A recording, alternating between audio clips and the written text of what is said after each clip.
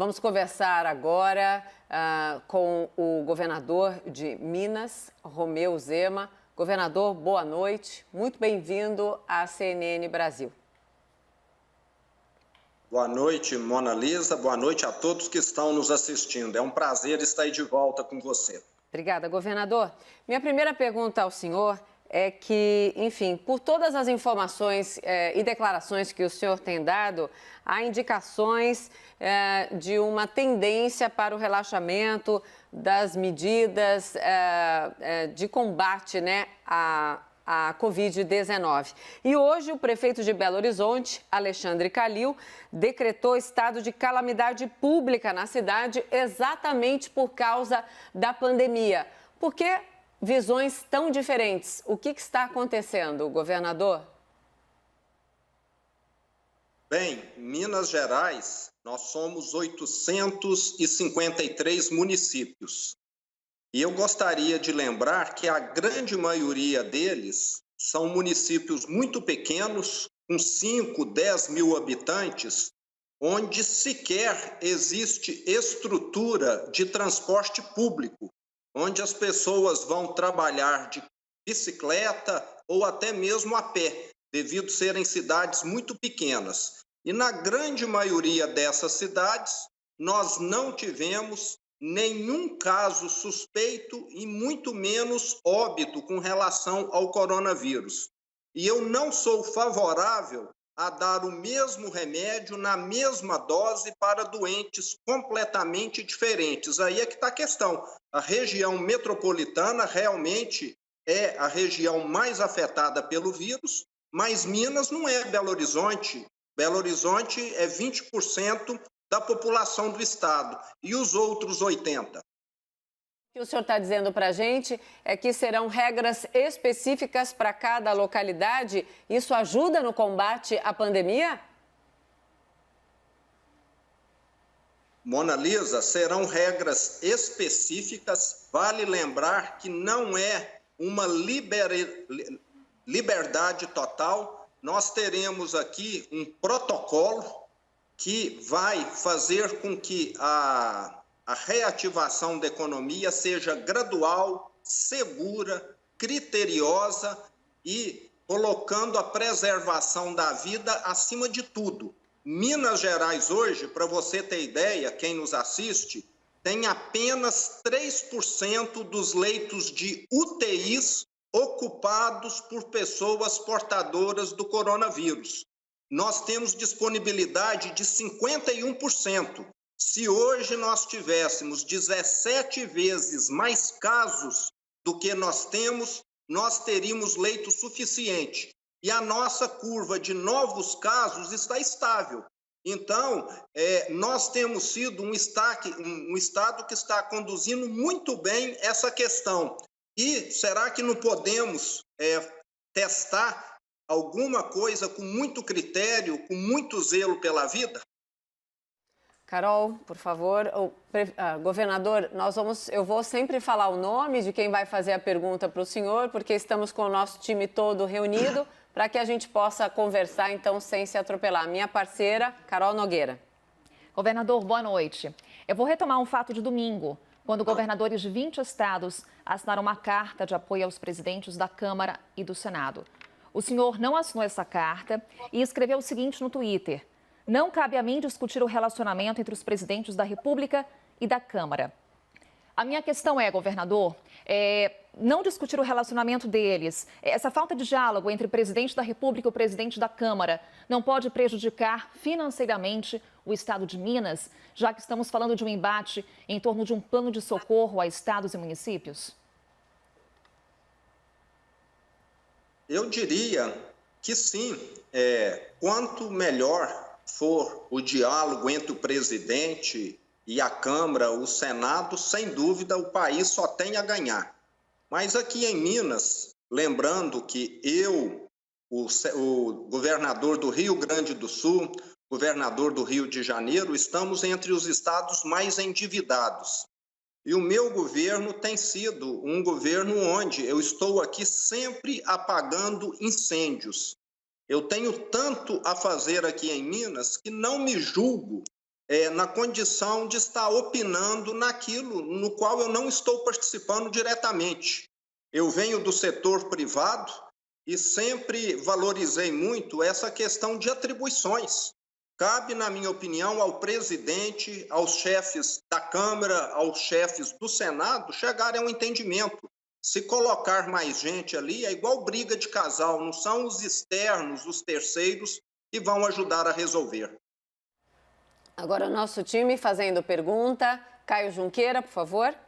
Oi, governador, boa noite. Até que ponto o fato do senhor não endossar essas manifestações dos governadores se deve ao fato de o senhor estar pedindo socorro financeiro ao Palácio do Planalto e ter uma dependência ali nesse sentido de apoio, inclusive com suspensão de dívidas, parcelamento de dívidas sob esse aspecto? Até que ponto a condição financeira do seu estado faz com que o senhor tenha uma posição mais próxima ao Palácio do Planalto e menos politizada, como tem tido outros governadores? Uma questão não tem nada a ver com a outra. Foi no governo anterior ainda que o Estado de Minas conseguiu liminar junto ao Supremo Tribunal Federal que suspendeu o pagamento de juros da dívida. Situação que agora foi estendida aos demais estados. Essa posição minha tem muito a ver com a forma minha de gerir. Eu, como disse, sempre fui gestor e gosto muito daquele velho ditado, cada macaco no seu galho. E eu já tenho muitos problemas em Minas para resolver e não gostaria de estar opinando de forma distante sobre aquilo que eu não conheço detalhes e que eu não estou a par. Não é uma questão de omissão, é uma questão de posicionamento. Sou amigo dos governadores, sou amigo do presidente, mas, na minha opinião, cada um deveria se ater à sua função. Essa é a minha visão. Sim, agora a pergunta do Fernando Molica. Governador, boa noite. O senhor se manifestou entre domingo e ontem sobre a participação do presidente Jair Bolsonaro naquele ato lá em Brasília, ato onde havia muitas pessoas pedindo a volta da ditadura. O senhor chegou a dizer algo como estaria havendo um exagero, se eu não me engano a palavra é totalitarismo contra o presidente da República, nesta condenação àquele ato, aquela participação do presidente naquele ato. O senhor não acha que aquele ato foi um ato delicado, para usar uma palavra aqui mais elegante, em relação à questão da democracia? O senhor aprova a presença, o senhor aprova aquele ato, o senhor aprova a presença do presidente Jair Bolsonaro naquele ato? Falo para o senhor tem muitos incêndios a apagar, mas a democracia também é algo que a gente tem que manter à prova de incêndios, não? Perfeito, muito pertinente o seu questionamento.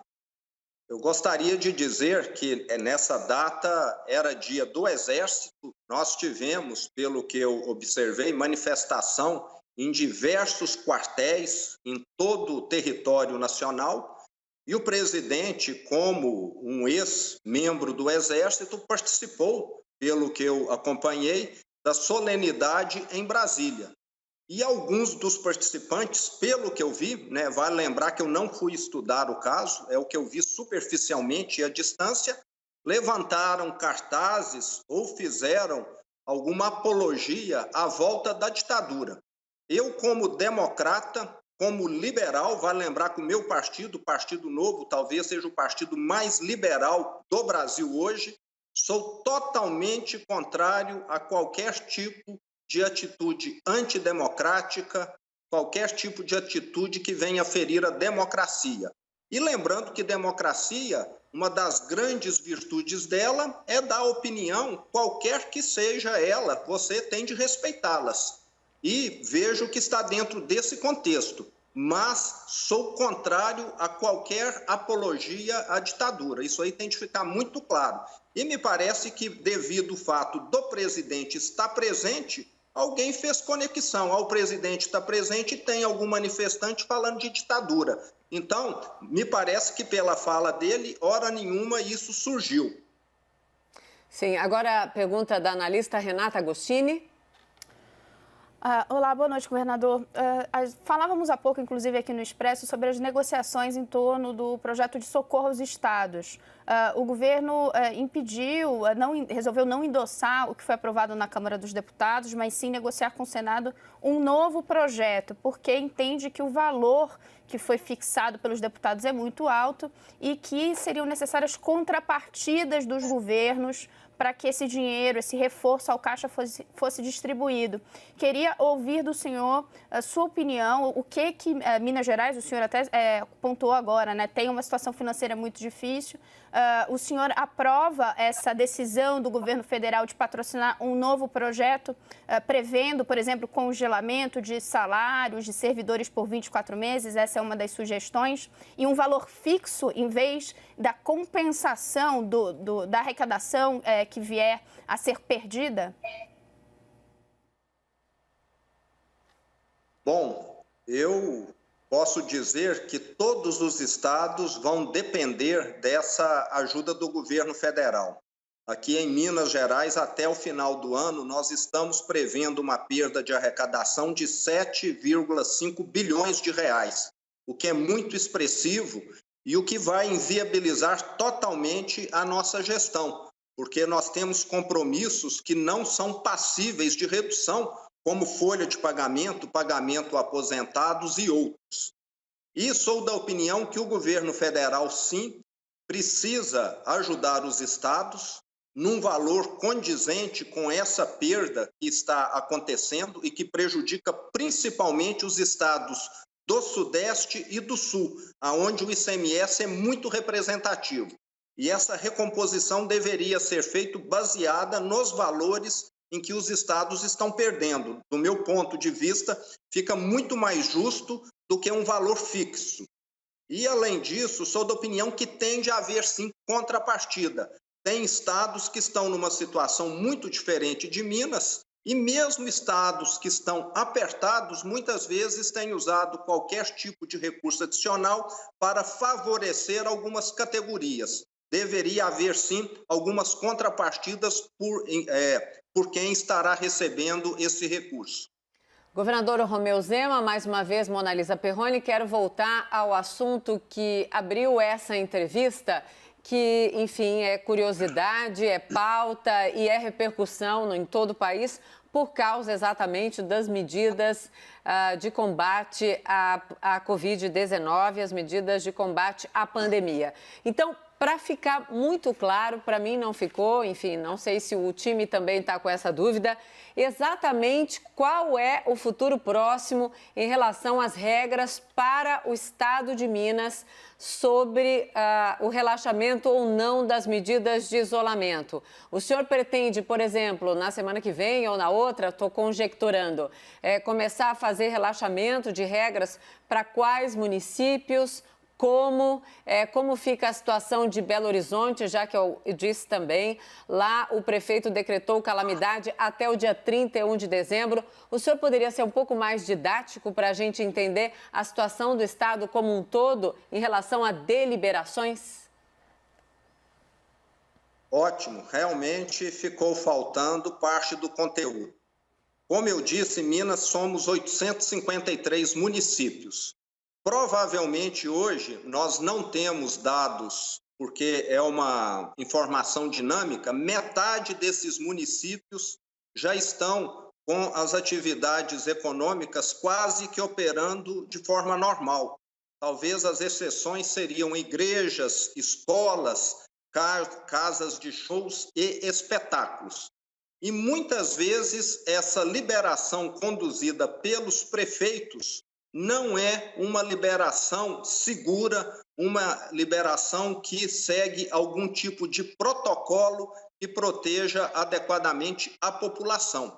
O que eu estarei fazendo aqui no estado de Minas é um protocolo que vai orientar cada prefeito que quiser liberar algumas atividades na sua cidade, inclusive citando aquelas que são prioritárias e as menos prioritárias, mencionando áreas do estado onde há mais ou menos disponibilidades de leitos de UTI, informando diariamente a quantidade de novos casos e como está a curva da sua cidade ou da sua região. Dessa maneira, nós queremos estar conduzindo uma reativação gradual, responsável e segura das atividades econômicas. E como eu citei aqui, cada cidade é um caso. Se o prefeito de Belo Horizonte entende que deve manter as atividades aqui fechadas, e eu concordo com ele, porque Belo Horizonte é o principal foco do Estado, que ele tome essa decisão. Mas não é o caso da grande maioria dos municípios de Minas Gerais. Tá certo. O Fernando Molica pediu aqui para fazer mais uma pergunta. Molica? Não, eu só queria... O senhor decretou esse estado de emergência há um mês, né, no dia 20 de março, né, que o senhor decretou essas medidas restritivas. Nessas cidades, essas centenas de cidades de Minas Gerais, dá para estabelecer em termos de porte das cidades? Ou seja, eu conheço algumas cidades lá do interior de Minas, tem cidades bem pequenas, outras cidades médias, cidades maiores. Daria para estabelecer mais ou menos uma linha? Onde é que o senhor vai propor uma liberação maior? São cidades médias, cidades grandes? O que entra, o que sai? O que permanece restrito e o que abre? Dá para ter uma linha geral? Como eu disse anteriormente, a decisão depende de cada prefeito, mas eu posso salientar o seguinte: a região norte do estado, noroeste, nordeste, a região que tem fronteira com a Bahia, com o Distrito Federal, com Goiás, é a região que tem sido menos afetada. E a região sul do estado, que tem divisa com São Paulo, com Rio de Janeiro, e também a capital, são aquelas que estão sendo mais afetadas. E, com certeza, os prefeitos estarão atentos para esse nível de contágio que já ocorre no estado. Mas eu quero deixar claro, nós estaremos fazendo aqui o protocolo que vai orientar as medidas que serão adotadas nesta reativação gradual. Cabe ao prefeito a implementação, não ao governador. Como eu disse, nós temos casos e casos aqui. E qualquer generalização da minha parte seria muito perigosa. Tá certo. Governador Romeu Zema, governador de Minas Gerais, muito obrigada pela gentileza de conversar aqui ao vivo com o grupo, o time do Expresso CNN, ao vivo aqui na CNN. Obrigada, governador. Uma boa noite ao senhor.